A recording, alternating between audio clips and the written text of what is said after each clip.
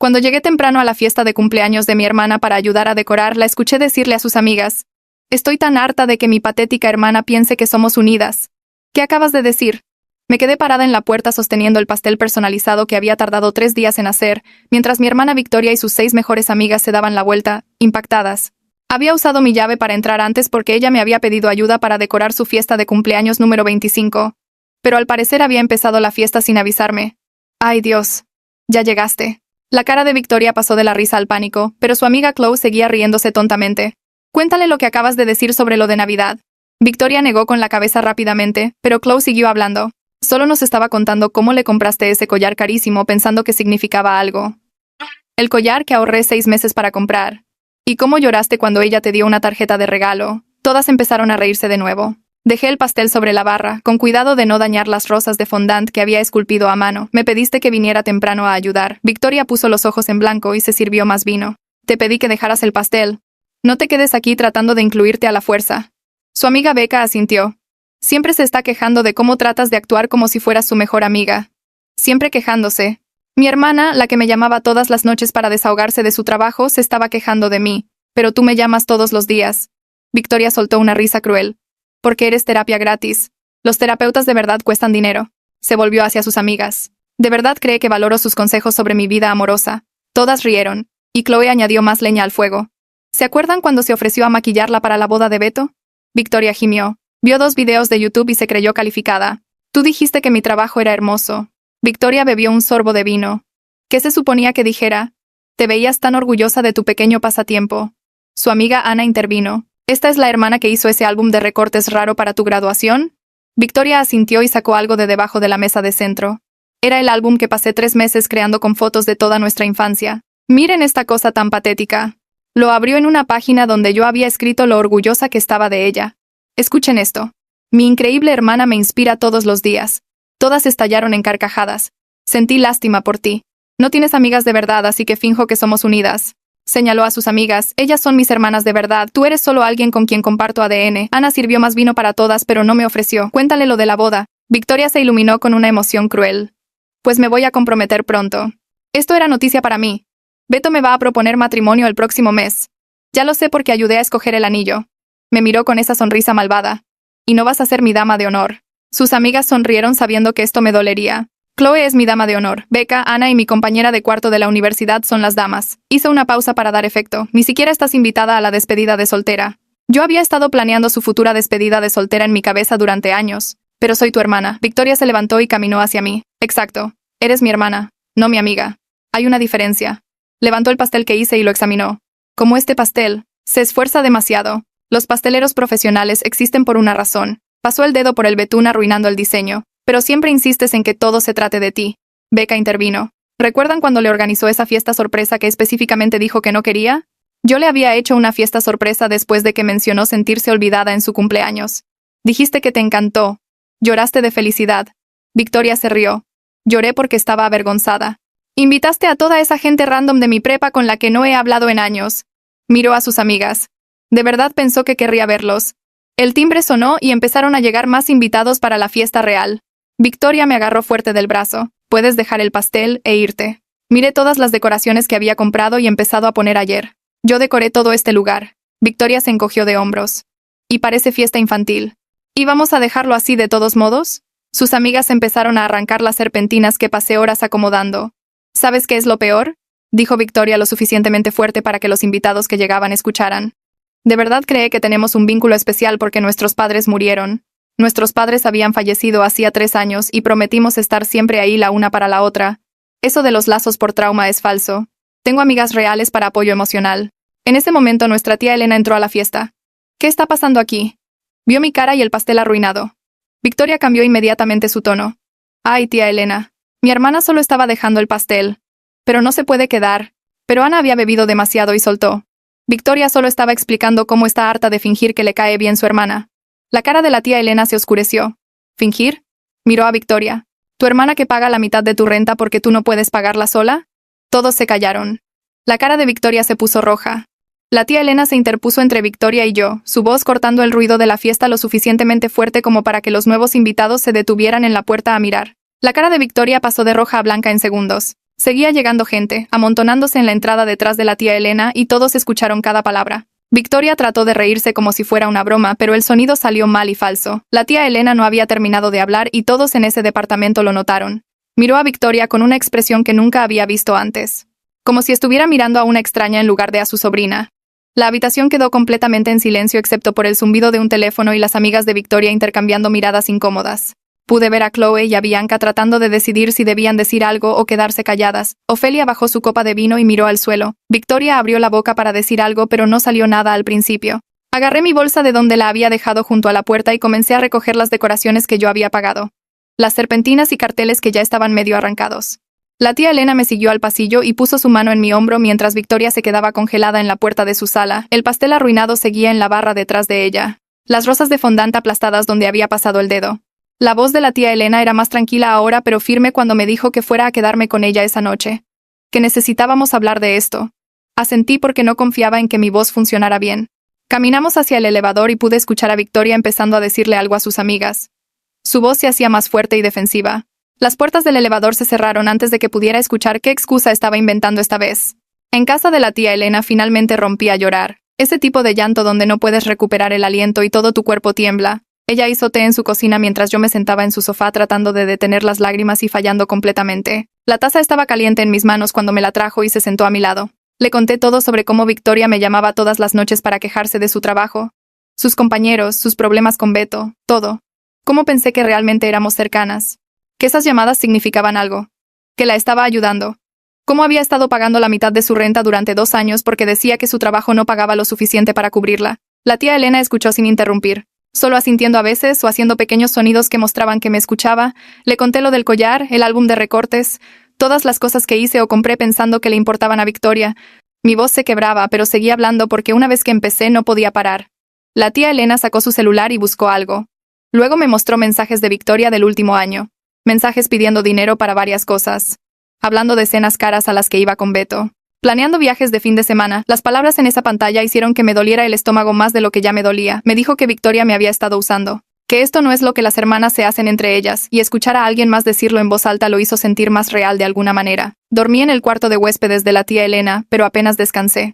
Solo me quedé ahí mirando el techo y repitiendo cada conversación con Victoria en mi cabeza. Todas esas llamadas nocturnas donde se quejaba de todo de repente se sentían diferentes, como si yo fuera solo una persona conveniente con quien podía tirar sus problemas sin importarle mis sentimientos o mi tiempo. Cada consejo que le había dado sobre Beto, sobre su trabajo, sobre su vida, y ella se había estado riendo de eso con sus amigas llamándome patética, diciendo que no tenía amigas reales así que trataba de forzar cercanía con ella. Seguí pensando en momentos específicos. Cosas específicas que había dicho y que yo había tomado como señales de que éramos unidas, y ahora todo se veía diferente. El ventilador de techo daba vueltas y vueltas y lo miré hasta que el cielo afuera empezó a aclararse. A la mañana siguiente llamé al trabajo para reportarme enferma porque no podía enfrentar fingir que todo era normal. Mi jefa contestó y le dije que tenía una emergencia familiar, lo cual ni siquiera era mentira. La tía Elena hizo el desayuno y nos sentamos en su mesa de la cocina haciendo un plan práctico para separarme financieramente de Victoria. Tenía una libreta y anotaba cosas mientras hablábamos. El primer paso era detener la transferencia automática de la renta. El segundo era cerrar la cuenta compartida del hogar que habíamos abierto. El tercero era quitar mi nombre de cualquier factura que tuviera nuestros 2 nombres. La lista seguía creciendo y me sentí mal al ver qué tan enredadas estaban nuestras vidas. Revisé mi cuenta bancaria en mi celular y vi que el pago de la renta vencía en 5 días. Había estado transfiriendo automáticamente mi mitad más la mitad de Victoria cada mes como reloj porque ella decía que su trabajo no pagaba lo suficiente. Pero ahora me preguntaba si eso era siquiera verdad, o solo otra mentira. Los números en mi pantalla mostraban cuánto dinero le había estado enviando mes tras mes, y quise lanzar mi teléfono al otro lado de la habitación. La tía Elena sugirió que mirara las redes sociales de Victoria para ver en qué había estado gastando el dinero realmente. Me sentí enferma al hacerlo, pero abrí las aplicaciones de todos modos. Publicaciones sobre brunches caros con sus amigas, bolsas de diseñador nuevas que había comprado, viajes de fin de semana con Beto a lugares que yo no podía permitirme ir. Fotos de ella usando ropa que costaba más que mi renta. Fotos de restaurantes elegantes, cócteles y bolsas de compras. Todo publicado mientras yo comía sopa instantánea y sándwiches de crema de cacahuate para asegurarme de poder enviarle ese dinero de la renta. Las fechas de las publicaciones coincidían con las veces que me dijo que estaba batallando económicamente, que necesitaba mi ayuda. Busqué meses atrás y cada publicación me hacía sentir más estúpida por creerle. Mi teléfono empezó a vibrar con llamadas de Victoria. Dejé que todas se fueran al buzón de voz. Para cuando revisé había 17 llamadas perdidas y docenas de mensajes. Los primeros mensajes decían perdón. Decían que no lo decía en serio. Que debíamos hablar. Luego se pusieron agresivos. Decía que yo estaba siendo dramática. Que la tía Elena no entendía nuestra relación. Que todo el mundo se desahoga con sus amigas. Y que yo estaba haciendo un drama de la nada. Los mensajes seguían llegando, y los veía aparecer en mi pantalla sin responder a ninguno. Decía que sus amigas estaban borrachas y la alentaron a decir cosas malas. Decía que yo siempre exageraba todo. Decía que necesitaba dejar de ser tan sensible y simplemente volver a casa para que pudiéramos hablar de esto como adultas. Puse mi teléfono boca abajo en la mesa y lo dejé ahí. Esperé hasta el martes por la mañana cuando sabía que Victoria estaría en su oficina en el centro. La llave del departamento se sentía pesada en mi mano mientras abría la puerta y entraba. Todo se veía igual, pero se sentía completamente diferente ahora. El sofá que habíamos escogido juntas en esa mueblería el año pasado estaba contra la pared con los cojines que cosí a mano. El librero tenía libros que ambas habíamos leído y discutido con vino los viernes por la noche. Excepto que esas conversaciones probablemente eran solo Victoria matando el tiempo mientras esperaba a que sus amigas de verdad estuvieran disponibles. Se me revolvió el estómago al mirar las fotos enmarcadas en la pared. Fotos de nosotras en la playa el verano pasado donde nos habíamos reído tanto que no podíamos respirar. Pensé que esos momentos significaban algo. Agarré mi maleta del closet y empecé a aventar ropa adentro sin doblarla. Mis manos se movían rápido sacando blusas, pantalones y ropa interior de los cajones, metiendo zapatos en bolsas. Necesitaba salir antes de que Victoria llegara temprano o antes de empezar a llorar de nuevo. Los documentos importantes estaban en el archivero que compartíamos organizado alfabéticamente porque Victoria insistía en un sistema. Mi acta de nacimiento, seguro social, pasaporte, todos los papeles de cuando nuestros padres murieron. Tomé todo lo que tenía mi nombre y dejé el resto. En el baño agarré mi cepillo de dientes y la crema cara para la cara que la tía Elena me dio en Navidad. El maquillaje de Victoria cubría casi todo el lavabo, todos esos productos que compró mientras yo le mandaba dinero para la renta. El enojo se sentía bien, mejor que el dolor. Había una nota en la barra de la cocina escrita al reverso de un recibo de comida en la letra perfecta de Victoria. El papel estaba un poco arrugado como si lo hubiera escrito rápido o tal vez aventado con fuerza. Lo recogí y leí las palabras que de alguna manera hicieron todo peor y más claro al mismo tiempo. Nada de lo siento. Nada de reconocer lo que dijo frente a todos. Solo preocupación por el dinero y llamándome infantil por tener sentimientos sobre ser humillada públicamente. Doblé la nota y la metí en mi bolsillo como evidencia. Prueba de que no estaba loca por sentirme usada. Esta era quien Victoria realmente era cuando nadie estaba actuando para ella o dándole lo que quería. El departamento de repente se sintió más pequeño, como si las paredes se estuvieran cerrando. Agarré mis maletas y salí sin mirar atrás dejando mi llave en la barra junto a donde había estado su nota. El trabajo al día siguiente se sintió imposible. Me senté en mi escritorio mirando la pantalla de mi computadora mientras las palabras se borroneaban. Mi compañera Liana me miraba de reojo entre llamadas telefónicas. Habíamos trabajado juntas por 2 años, pero mayormente solo hablábamos de proyectos y fechas de entrega. Nada personal. A la hora de la comida caminó hacia mi escritorio con 2 tortas del deli de abajo. Puso una frente a mí sin preguntar y jaló una silla. Traté de sonreír y fingir que todo estaba bien, pero mi cara no cooperaba. Ella esperó. Paciente. Hasta que finalmente le conté una versión corta de lo que pasó en la fiesta. Solo lo básico sobre Victoria diciendo cosas crueles y la tía Elena revelando la situación de la renta. Liana escuchó sin interrumpir, y cuando terminé no ofreció consuelo vacío ni me dijo que todo estaría bien. Solo dijo que su roomie se había mudado la semana pasada y que el cuarto extra estaba disponible si necesitaba un lugar donde quedarme. Sin lástima en su voz, sin hacerlo raro, solo una solución práctica ofrecida como si fuera nada. Casi empecé a llorar ahí mismo en la oficina, pero logré contenerme hasta que pude esconderme en el baño.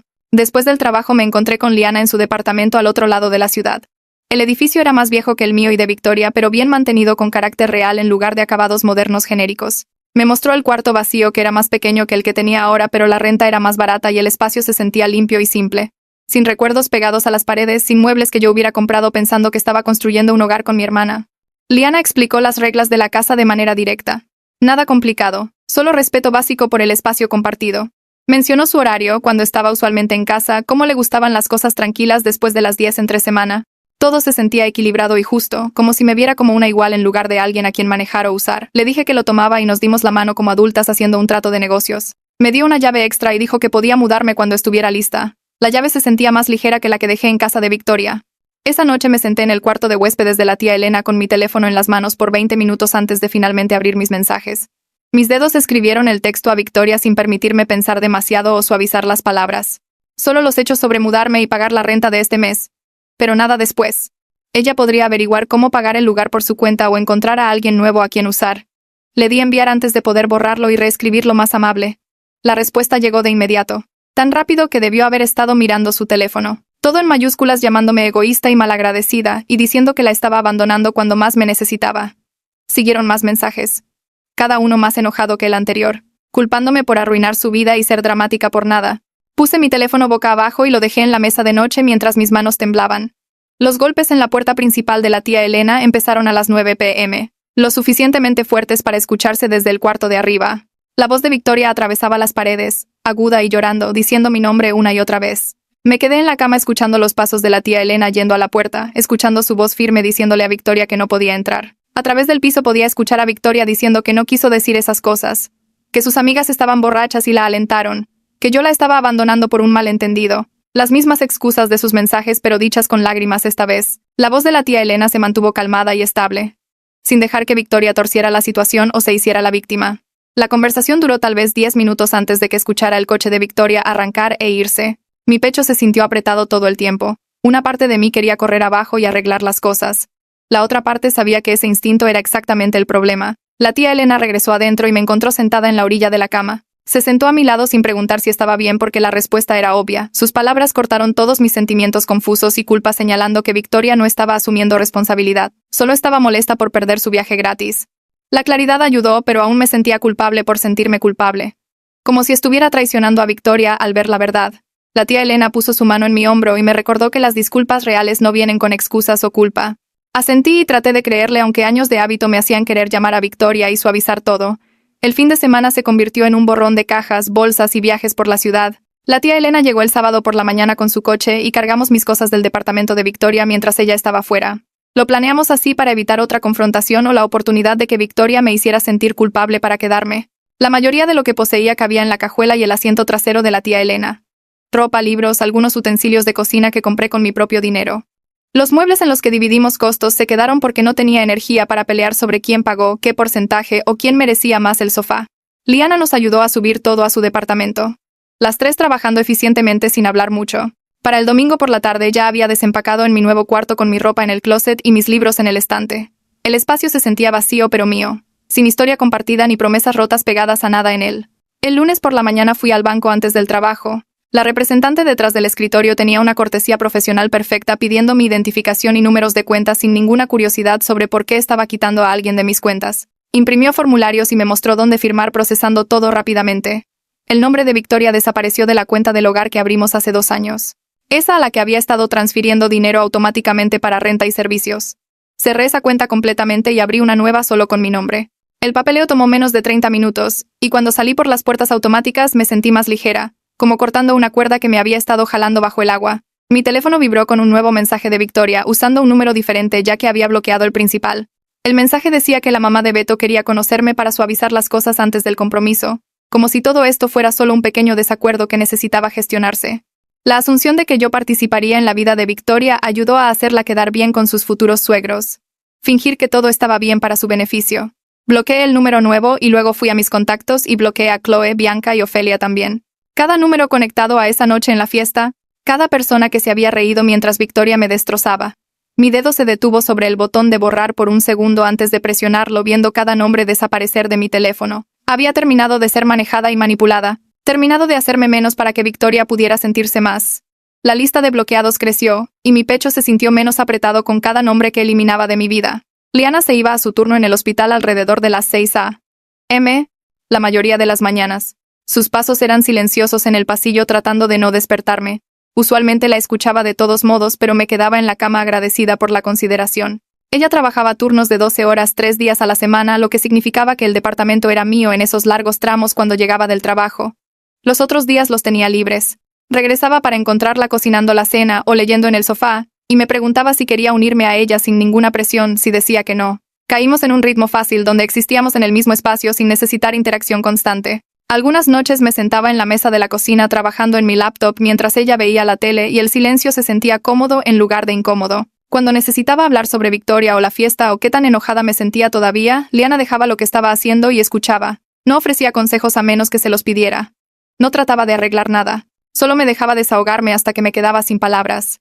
Tener a alguien que me daba espacio, pero también aparecía cuando necesitaba apoyo, se sentía completamente diferente de lo que tenía con Victoria. 2 semanas después de mudarme, mi teléfono sonó con un número desconocido. Casi no contesto, pero algo me hizo levantar. Una voz de mujer se presentó como la señora Torres, la dueña del departamento que Victoria y yo compartíamos. Sonaba cansada y un poco molesta cuando preguntó si era cierto que había abandonado el contrato sin aviso. Se me cayó el estómago porque sabía exactamente lo que Victoria le había dicho. Le expliqué que había dado el aviso apropiado por escrito, pagado mi porción de la renta hasta el final del mes y dejado una dirección para cualquier devolución de depósito. La señora Torres se quedó callada por un segundo antes de preguntar por qué Victoria afirmó que simplemente desaparecí y la dejé con la renta completa. Tomé aire y le dije la verdad, que Victoria había sido financieramente capaz de pagar la cantidad completa todo el tiempo. Que yo había estado cubriendo la mitad porque ella dijo que no podía pagarla, pero eso era mentira. La señora Torres hizo un sonido como si estuviera anotando algo y luego mencionó que había notado a Victoria manejando un coche nuevo en el estacionamiento la semana pasada. Un BMW, dijo. Y se había preguntado cómo alguien que afirmaba tener poco dinero podía permitirse un vehículo de lujo. La confirmación me golpeó como un puñetazo. Victoria había estado mintiendo sobre sus finanzas todo este tiempo, tomando mi dinero mientras se compraba cosas caras, y yo había sido demasiado confiada para cuestionarlo. Mis manos temblaban mientras le agradecía a la señora Torres por llamar y colgaba. El enojo que corrió por mí se sintió caliente y agudo, diferente del dolor que había estado cargando. Victoria no solo había sido cruel en la fiesta, me había estado robando activamente durante meses, tal vez años. La tía Elena llamó esa noche y mencionó que me había dado el número de una terapeuta llamada doctora Isaura. Dijo que la doctora Isaura se especializaba en trauma familiar y había ayudado a varias personas que ella conocía a trabajar relaciones difíciles. Hice la cita para la semana siguiente, en parte porque la tía Elena lo sugirió y en parte porque estaba cansada de sentirme tan enojada todo el tiempo.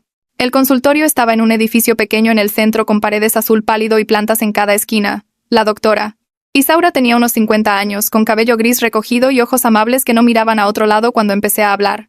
Le conté sobre la fiesta, sobre escuchar a Victoria llamarme patética, sobre el pastel y el álbum de recortes, y todas las formas en que se había burlado de todo lo que hice por ella. A la mitad de describir cómo sus amigas se reían, empecé a llorar tan fuerte que no podía hablar.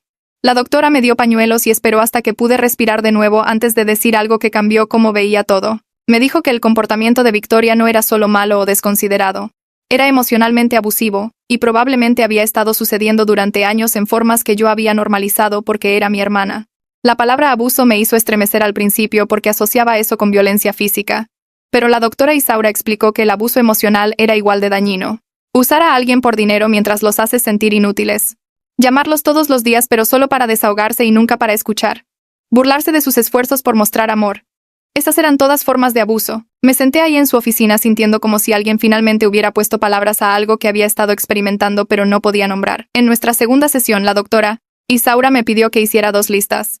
Una para las veces que me sentí valorada por Victoria y otra para las veces que me sentí usada. Pensé que el ejercicio sería rápido, pero la lista de usadas seguía creciendo. Cada noche que llamaba para quejarse del trabajo pero colgaba cuando yo trataba de compartir mis propios problemas. La vez que tomó prestado mi coche por un fin de semana y lo devolvió con el tanque vacío y rayones nuevos. Cuando olvidó mi cumpleaños pero esperaba que yo planeara celebraciones elaboradas para el suyo. La Navidad que me dio una tarjeta de regalo de 400 pesos después de que yo gasté miles en sus regalos. La lista llenó una página, luego 2. Mi letra haciéndose más desordenada conforme surgían los recuerdos. La lista de valorada tenía 3 puntos. Me trajo sopa cuando tuve gripe hace 2 años. Me ayudó a mudarme a mi primer departamento hace 3 años. Me llamó después del funeral de nuestros padres y dijo que solo nos teníamos la una a la otra ahora. Las 3 cosas pasaron antes de que nuestros padres murieran o justo después. Nada reciente entró en la lista.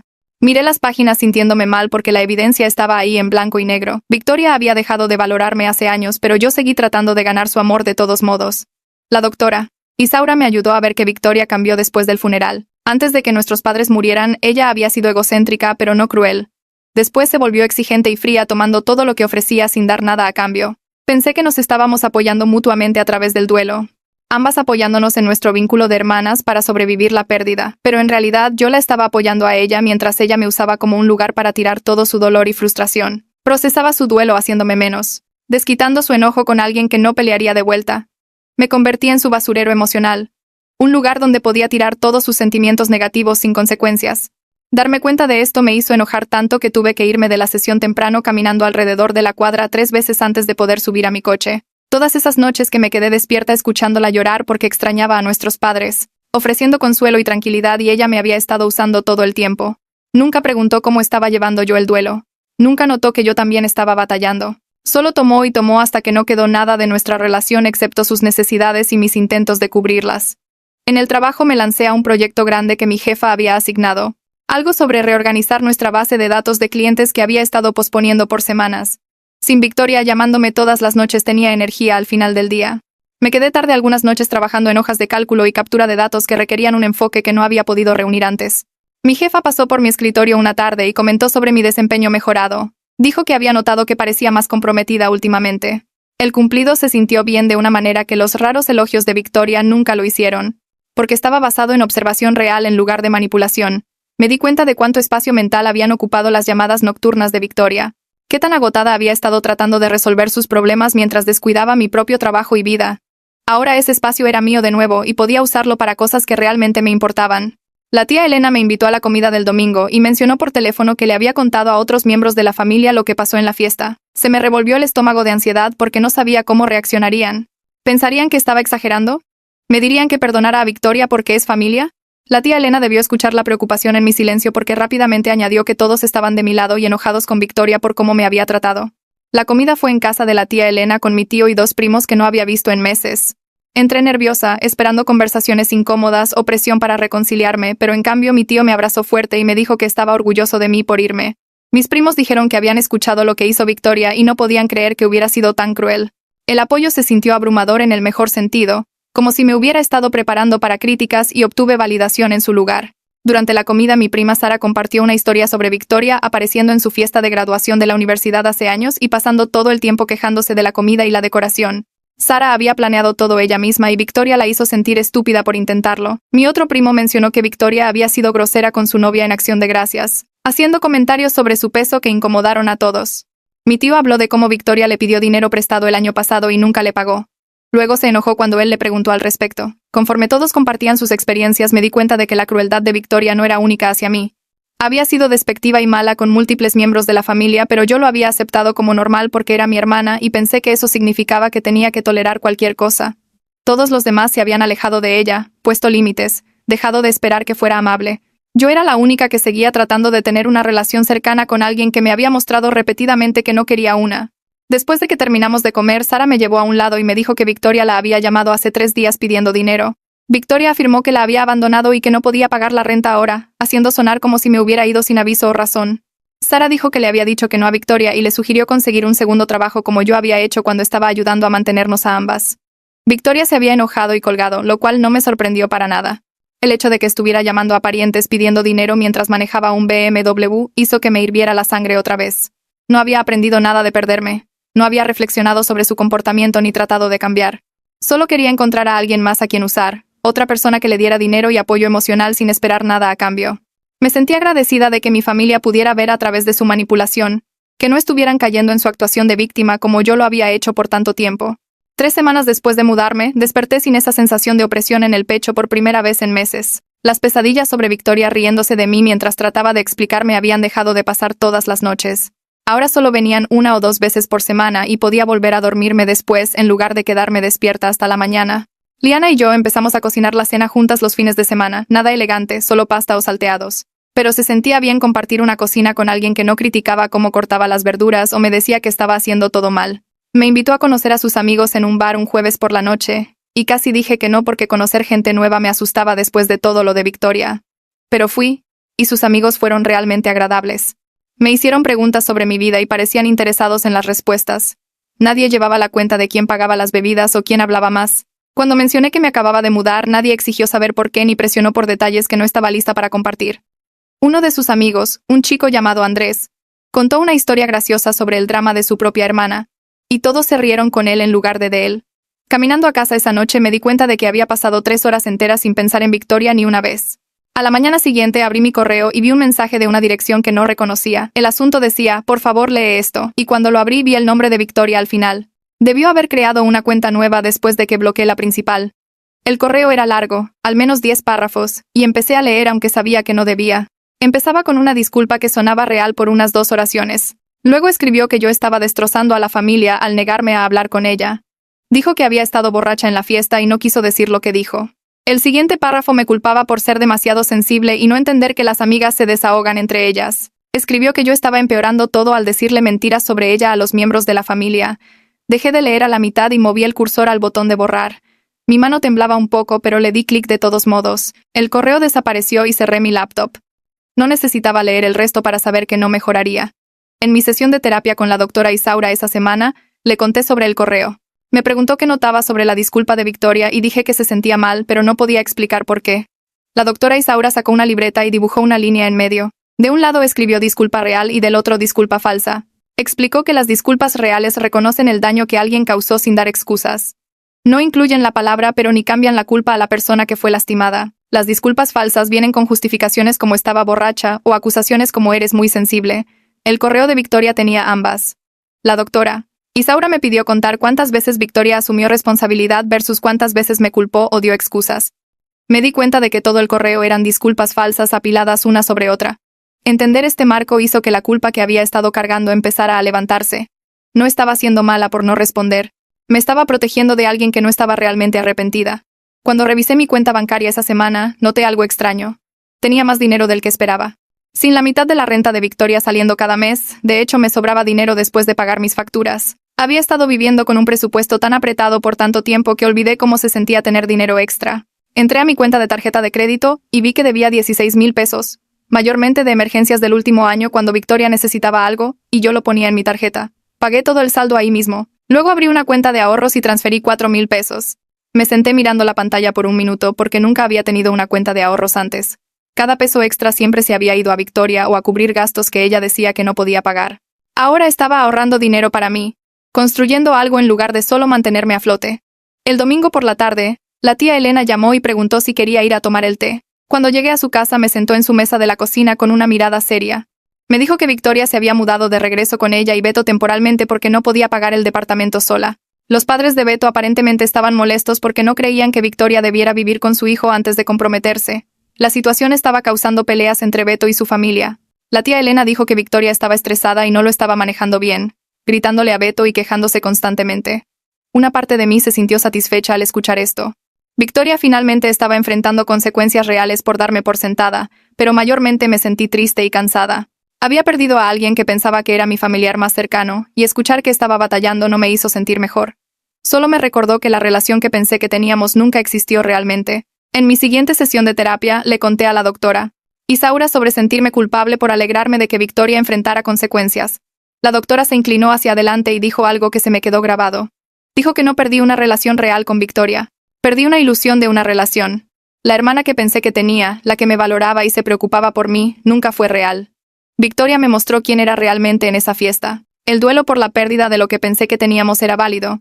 Pero era diferente del duelo por la pérdida de una relación mutua real. El duelo que sentía era por la hermana que imaginé, no por la hermana que realmente existía. Esto me ayudó a entender por qué me sentía tan confundida. Estaba de luto por algo que nunca existió en primer lugar. Un mes después de la fiesta recibí un mensaje en redes sociales de Chloe. Casi lo borró sin leer, pero la curiosidad ganó. Escribió que sentía haberse reído de mí y haber alentado a Victoria a ser cruel. Dijo que ver a Victoria caer en espiral después de que me fui le hizo darse cuenta de lo tóxico que era todo su grupo de amigas. Chloe explicó que se había alejado de Victoria y estaba tratando de ser una mejor persona. El mensaje terminaba con ella preguntando si podíamos hablar alguna vez. Lo leí 2 veces, luego cerré la aplicación sin responder. Tal vez Chloe realmente estaba arrepentida. Tal vez realmente aprendió algo. Pero yo no le debía perdón ni mi tiempo. Ella participó en humillarme frente a una habitación llena de gente. Su viaje de crecimiento no era mi responsabilidad. En el trabajo el miércoles mi jefa me llamó a su oficina y sentí que se me caía el estómago. Que te llamen a la oficina del jefe nunca significaba nada bueno, pero cuando me senté ella sonrió y me dijo que me iban a ascender a asociada senior. Dijo que mi desempeño durante el último mes había sido sobresaliente, que había mostrado iniciativa y enfoque que impresionaron a todo el equipo. El ascenso venía con un aumento y mejores prestaciones. Le agradecí y traté de actuar profesional, pero por dentro estaba gritando de emoción. Sin el drama de Victoria consumiendo toda mi energía mental, sin las llamadas telefónicas nocturnas y el manejo constante de crisis, realmente tenía espacio para concentrarme en mi carrera. Estaba avanzando y construyendo algo para mí misma en lugar de estancarme mientras apoyaba a alguien que no lo apreciaba. Ese fin de semana, Liana y yo estábamos viendo la tele cuando puso en silencio un comercial y se volvió hacia mí. Dijo que había estado pensando en tener un gato y se preguntaba si yo querría adoptar uno juntas. La idea me sorprendió al principio. Nunca había tenido una mascota y compartir la responsabilidad de algo se sentía aterrador después de todo lo de Victoria. Pero luego me di cuenta de que esto era diferente. Liana me estaba pidiendo construir algo positivo con ella para hacer que este departamento se sintiera como un hogar en lugar de solo un lugar al que escapé. No me estaba pidiendo que cuidara a su gato, me estaba pidiendo que cuidáramos a nuestro gato juntas. Dije que sí antes de poder pensarlo demasiado. Fuimos al refugio el domingo por la mañana y caminamos por filas de gatos en jaulas. La mayoría nos ignoró, pero un gato atigrado naranja empujó su cara contra los barrotes y nos maulló. El trabajador del refugio dijo que se llamaba Mermelada y que había estado ahí por 3 meses porque la gente quería gatitos en lugar de gatos adultos. Liana abrió la jaula y el gato inmediatamente se frotó contra su mano ronroneando tan fuerte que podíamos escucharlo al otro lado de la habitación. Ella me miró y yo asentí. Llenamos los papeles de adopción y el trabajador nos ayudó a subir la transportadora al coche de Liana. En el camino a casa, Liana dijo que deberíamos renombrarlo algo que combinara con su color. Sugerí Tostada y ella se rió diciendo que era perfecto. De vuelta en el departamento, pusimos su caja de arena y platos de comida juntas. Tostada exploró cada rincón del espacio, oliendo todo y marcando territorio. Ver a Liana y a mí trabajar juntas para hacerlo sentir cómodo, compartiendo esta responsabilidad de una manera saludable donde ambas contribuíamos equitativamente, me mostró cómo se veían realmente las relaciones equilibradas. Nadie llevaba la cuenta, nadie se aprovechaba. Solo éramos 2 personas cuidando de algo juntas porque ambas queríamos. Al día siguiente en el trabajo, estaba sentada en mi escritorio comiendo la ensalada que había empacado cuando la recepcionista llamó a mi extensión. Dijo que alguien estaba aquí para verme, pero antes de que pudiera preguntar quién, escuché la voz de Victoria en el fondo haciéndose más fuerte. Agarré mi teléfono y caminé hacia el lobby donde Victoria estaba parada cerca del mostrador con lágrimas corriendo por su cara. Me vio y empezó a caminar rápido en mi dirección diciendo que necesitábamos hablar ahora mismo. Le dije a la recepcionista que llamara a seguridad y retrocedí hacia el pasillo. Victoria me siguió diciendo que estaba siendo dramática, y que éramos hermanas, y que solo necesitaba 5 minutos. Seguridad llegó en segundos. 2 tipos que reconocí de verlos en el edificio. Les dije que no quería contacto con esta persona y les pedí que la escoltaran afuera. Victoria empezó a llorar más fuerte y a tratar de agarrar mi brazo, pero uno de los guardias bloqueó suavemente su camino. Ella seguía diciendo mi nombre una y otra vez mientras la caminaban hacia la salida. Mis compañeros estaban mirando desde sus escritorios y sentí mi cara calentarse. Regresé a mi oficina y cerré la puerta. Sentándome en mi silla con mis manos temblando tan fuerte que tuve que ponerlas planas sobre el escritorio para que pararan. El temblor duró casi 1 hora viniendo en oleadas cada vez que repetía a Victoria llorando en el lobby. Pero debajo del temblor había algo más, algo que se sentía casi como orgullo.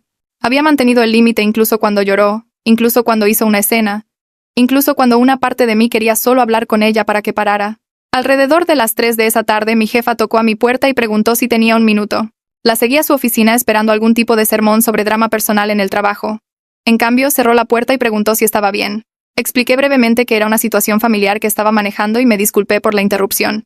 Ella restó importancia a la disculpa y dijo que ya había hablado con seguridad para actualizar su sistema con la foto de Victoria para que no pudiera entrar al edificio de nuevo. El apoyo institucional, tener a mi lugar de trabajo protegiéndome activamente de Victoria, se sintió validador de una manera que no había esperado. Mi jefa preguntó si necesitaba tomarme el resto del día, pero dije que prefería mantenerme ocupada. Ella asintió y me dijo que su puerta estaba abierta si necesitaba algo más. Esa semana en terapia, la doctora Isaura y yo empezamos a trabajar en algo nuevo. Me pidió hablar sobre la muerte de mis padres separadamente de la traición de Victoria para procesarlos como 2 traumas diferentes en lugar de una cosa combinada. Me di cuenta mientras hablaba de que nunca había llorado propiamente a mis padres porque estaba demasiado ocupada tratando de mantener a Victoria a flote. Cuando mamá y papá murieron, Victoria se derrumbó inmediatamente, y yo tomé el papel de mantener todo junto. Planeé el funeral. Manejé el papeleo de la herencia, me aseguré de que Victoria comiera y se bañara y fuera al trabajo. Pensé que estaba siendo fuerte, siendo la buena hermana, pero realmente solo estaba retrasando mi propio duelo. Ese duelo retrasado me estaba pegando ahora junto con todo lo demás. 3 años de tristeza que había empujado hacia abajo saliendo todo de una vez. La doctora Isaura me ayudó a ver que Victoria había usado la memoria de nuestros padres como arma, usado su muerte como una forma de mantenerme atada a ella. El vínculo traumático que Victoria desestimó como falso era en realidad real para mí, solo que no mutuo. El sábado por la mañana manejé al panteón por primera vez en un año. Había evitado ir porque Victoria siempre quería ir juntas y hacerlo esta gran cosa emocional. Me estacioné cerca de la entrada y caminé por las filas de lápidas hasta que encontré las suyas, lado a lado bajo un roble. Me senté en el pasto y empecé a hablar en voz alta, contándoles sobre la fiesta y lo que Victoria había dicho. Me disculpé por dejar que Victoria usara su memoria como arma, por no proteger lo que ellos hubieran querido para nosotras.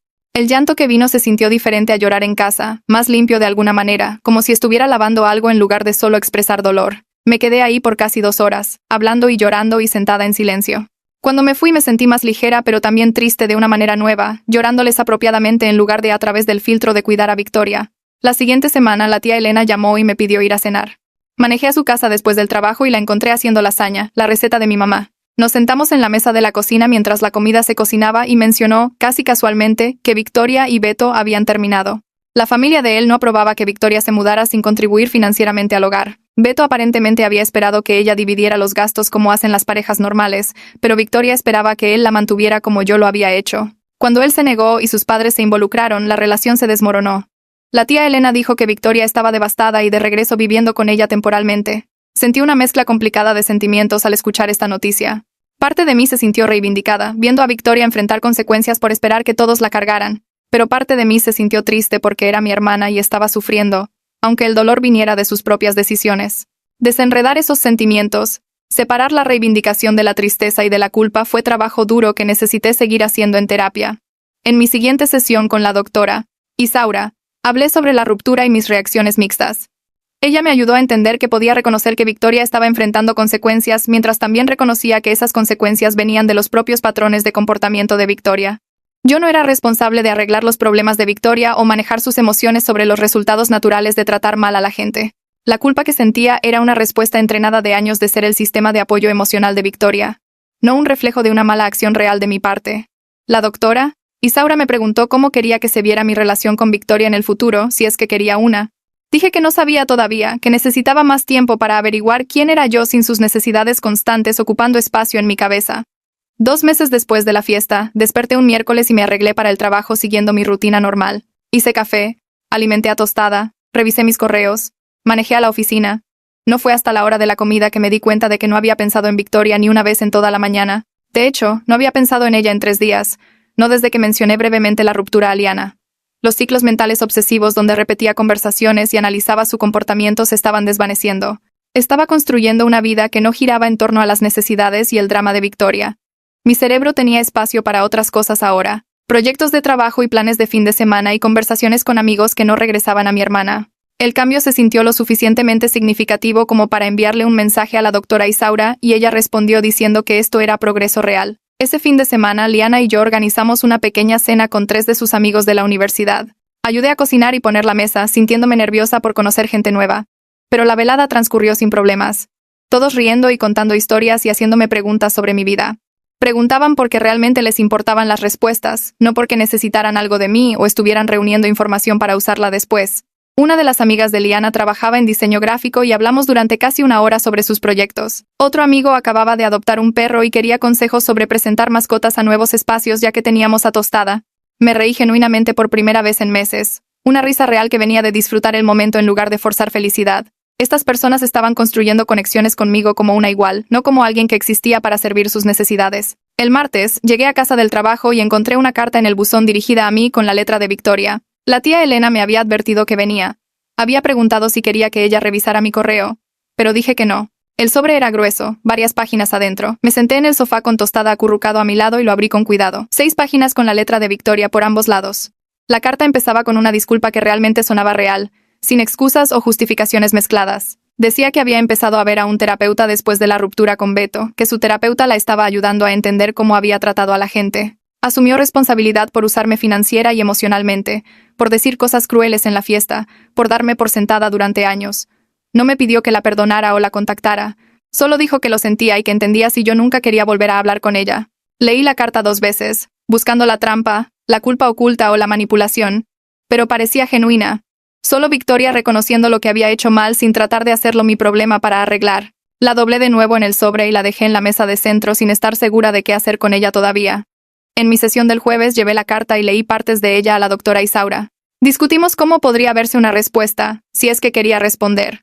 La doctora Isaura preguntó qué quería yo de Victoria, qué necesitaba para sentirme bien sobre un contacto futuro potencial. Dije que no estaba lista todavía, que la carta podía esperar mientras yo averiguaba qué quería yo, en lugar de lo que Victoria necesitaba de mí. Por primera vez, estaba poniendo mis propias necesidades primero en relación con mi hermana. La carta probaba que Victoria estaba trabajando en sí misma, pero eso no significaba que yo tuviera que darle la bienvenida inmediatamente de vuelta a mi vida. Podía tomarme mi tiempo, podía esperar hasta sentirme genuinamente lista en lugar de sentirme culpable para reconectar. La doctora Isaura asintió y dijo que eso era saludable, que estaba protegiendo mi propia sanación en lugar de priorizar los sentimientos de Victoria. La carta podía esperar tanto como yo necesitara que esperara. La invitación a la fiesta de cumpleaños de mi tío llegó 2 semanas después de la carta de Victoria, y noté inmediatamente que el nombre de Victoria no estaba en ella, solo el mío, dirigido específicamente a mí en el departamento de Liana, lo que significaba que la tía Elena se había asegurado de que la familia supiera mi nueva dirección. Llamé a mi tío para confirmar que iría y sonaba genuinamente feliz de escucharme. Preguntó cómo estaba, cómo iba el nuevo lugar y nunca mencionó a Victoria ni una vez. La ausencia de su nombre en la conversación se sintió deliberada, cuidadosa, como si todos hubieran acordado no mencionarla a menos que yo lo hiciera primero. El sábado por la tarde manejé a casa de mi tío con un regalo que escogí yo misma, sin preocuparme si Victoria juzgaría mi elección o se burlaría de la envoltura. Caminando hacia la puerta principal, me sentí nerviosa de una manera que no había esperado, como si me estuvieran poniendo a prueba de alguna manera. Pero cuando mi tía abrió la puerta y me jaló para un abrazo, sosteniéndome más tiempo de lo usual, la tensión empezó a disminuir. Adentro mis primos me saludaron calurosamente y noté cómo se posicionaban cerca de mí, creando una zona de amortiguamiento de apoyo. La fiesta era pequeña, solo familia cercana, y todos parecían hiperconscientes de hacerme sentir cómoda. Mi tío me agradeció por el regalo, luego preguntó sobre mi trabajo y realmente escuchó mi respuesta en lugar de esperar para hablar de sí mismo. Comimos en el patio trasero y me senté entre mi prima menor y la tía Elena, quien seguía revisándome con pequeñas miradas. Nadie mencionó a Victoria directamente, pero su ausencia colgaba sobre todo como un clima que nadie quería reconocer. Aprecié el apoyo, la forma en que todos trataban de mostrarme que importaba, pero también me puso triste. Nuestra dinámica familiar había cambiado permanentemente, dividida en antes y después del incidente de la fiesta de cumpleaños, y todos estábamos aprendiendo a navegar esta nueva versión. Después de comer, mi prima Hilda me llevó a un lado cerca del jardín, lejos de los demás. Se veía incómoda pero determinada, girando su pulsera alrededor de su muñeca. Me dijo que Victoria la había estado llamando, preguntando por mí, queriendo saber si estaba bien y qué estaba haciendo. Hilda dijo que Victoria sonaba genuinamente preocupada, no manipuladora o falsa, solo preocupada. Sentí una mezcla complicada de emociones al escuchar esto porque una parte de mí quería saber que a Victoria le importaba, pero otra parte de mí reconocía que esto era exactamente por lo que necesitaba distancia. Hilda dijo que Victoria le había pedido que me dijera que estaba respetando mis límites, que no me iba a contactar directamente, pero quería que supiera que estaba pensando en mí. Le agradecí a Hilda por decirme y le pedí que no compartiera detalles sobre mi vida con Victoria. Hilda asintió y apretó mi mano, entendiendo sin que tuviera que explicar más. El hecho de que Victoria estuviera preguntando por mí a través de la familia en lugar de aparecerse en mi departamento o trabajo significaba algo. Realmente estaba escuchando lo que yo necesitaba, dándome espacio, aunque claramente era difícil para ella. Esa moderación se sintió más significativa que su carta de disculpa de 6 páginas porque mostraba que estaba tratando de cambiar su comportamiento, no solo sus palabras. Regresé a la fiesta sintiéndome más ligera de alguna manera, como sabiendo que Victoria estaba luchando con nuestra separación, pero respetándola de todos modos hacía que el límite se sintiera menos cruel. 3 meses después de la fiesta, me senté en mi escritorio con papel y una pluma, tostada acurrucado en la silla junto a mí. Había estado pensando en la carta de Victoria por semanas, leyéndola múltiples veces, analizando cada oración buscando significados ocultos o manipulaciones que nunca encontré. Escribir de vuelta se sentía necesario, no para Victoria, sino para mí, para marcar este momento en mi proceso de sanación. Empecé la carta explicando que esto no era perdón, solo reconocimiento. Escribí que recibí su disculpa y apreciaba que tomara responsabilidad completa sin excusas. Le dije que necesitaba más tiempo y espacio, tal vez mucho más tiempo, pero reconocía que estaba trabajando en sí misma, y eso importaba. La carta me tomó 2 horas escribir porque seguía deteniéndome para asegurarme de no estar siendo demasiado dura o demasiado suave, no dándole falsas esperanzas o crueldad innecesaria. Expliqué mis límites claramente. Lo que necesitaba de ella si alguna vez teníamos contacto de nuevo, lo que no aceptaría más. No prometí nada ni sugerí una fecha para reconectar. Solo reconocí dónde estábamos y dónde estaba yo en mi propio viaje. Cuando terminé la leí completa 2 veces. Luego la sellé en un sobre antes de poder dudar de mí misma. Caminar al buzón se sintió significativo, como si estuviera cerrando un capítulo de mi vida y aceptando que el siguiente capítulo podría no incluir a Victoria de la manera en que los anteriores lo habían hecho. Dejando caer la carta en la ranura, sentí alivio mezclado con tristeza, pero mayormente me sentí clara. Había dicho lo que necesitaba decir sin enojo o amargura y ahora estaba hecho. Mi compañía me envió a una conferencia de marketing en Chicago 2 semanas después, mi primer viaje de trabajo desde que todo pasó. El cambio de escenario se sintió bien. Estar en una ciudad diferente donde nadie sabía sobre el drama de mi hermana o complicaciones familiares. Me enfoqué en las sesiones de la conferencia, tomando notas y haciendo networking con otros profesionales en mi campo. Mi jefa me había escogido específicamente para este viaje por mi excelente desempeño reciente, lo cual se sintió validador de una manera que no tenía nada que ver con Victoria. Durante los descansos exploré la ciudad, comí en restaurantes que escogí yo misma y disfruté la libertad de tomar decisiones basadas solo en lo que yo quería. La conferencia cubrió nuevas estrategias de marketing y tendencias digitales, y me encontré genuinamente comprometida, haciendo preguntas y contribuyendo ideas. Una noche cené con colegas de otras compañías y hablamos sobre metas profesionales y cambios en la industria. Me di cuenta de que estaba construyendo algo para mí misma, una identidad profesional y una red que existía completamente separada de mi rol como hermana o cuidadora de Victoria. Estar lejos de todo me ayudó a ver mi vida con una perspectiva fresca. Tenía amistades saludables con Liana y su círculo, estaba avanzando en mi carrera, estaba procesando mi duelo propiamente con la ayuda de la doctora. Isaura. Realmente estaba bien, tal vez mejor que bien, y esa realización me golpeó fuerte en un cuarto de hotel con vista al horizonte de Chicago. Había pasado tanto tiempo definiéndome en relación con Victoria, manejando sus necesidades y emociones que había olvidado que podía simplemente existir para mí misma. En el último día de la conferencia, me senté a comer con una mujer llamada Raquel de una firma en Boston.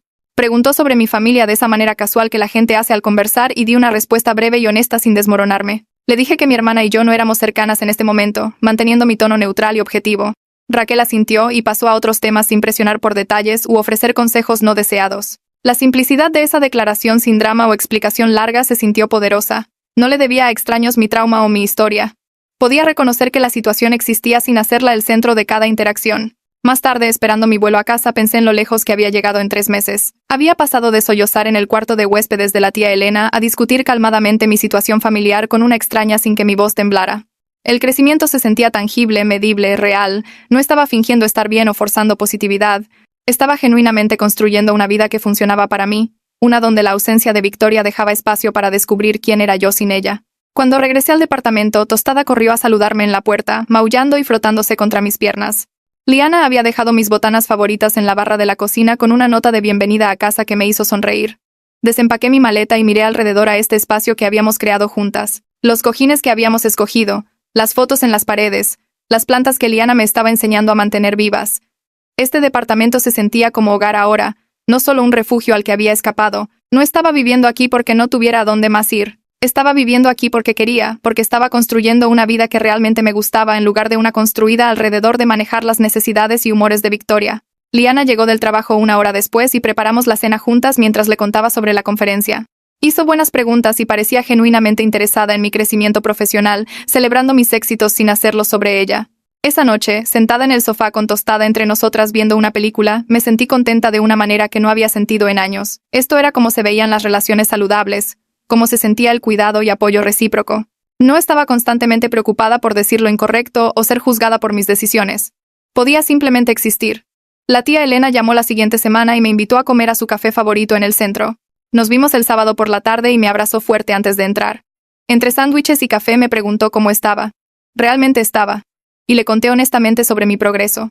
Escuchó atentamente, asintiendo y haciendo preguntas de seguimiento que mostraban que entendía la complejidad de mi situación. Luego mencionó a Victoria suave y cuidadosamente, mirando mi cara por señales de que quisiera que parara. Dijo que Victoria estaba mejor, trabajando en 2 empleos ahora, viendo a su terapeuta regularmente, tomando responsabilidad real por su vida. La tía Elena dijo que no me estaba presionando para reconectar o sugiriendo que le debía algo a Victoria.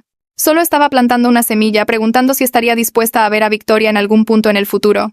No pronto, pero eventualmente. Me senté con la pregunta por un momento, moviendo mi café y pensando en lo que realmente quería. Le dije a la tía Elena que tal vez algún día, pero no estaba lista y podría nunca estar lista y necesitaba que ella estuviera bien con esa incertidumbre. Ella alcanzó mi mano a través de la mesa y la apretó, diciéndome que apoyaba lo que sea que decidiera y no me presionaría de ninguna manera. La conversación se sintió importante porque reconoció que la reconciliación era posible sin exigir que sucediera en el tiempo de nadie más que el mío. Esa noche, acostada en mi cama revisando mi teléfono, me di cuenta de que no había revisado las redes sociales de Victoria en semanas. Solía mirar sus publicaciones múltiples veces al día, rastreando su vida y actividades, preguntándome qué estaba haciendo y si estaba pensando en mí. Ahora no podía recordar la última vez que había buscado su perfil o mirado sus actualizaciones. La energía mental que había gastado en ella por años, preocupándome por sus sentimientos y monitoreando sus humores, ahora iba hacia mis propias metas y felicidad.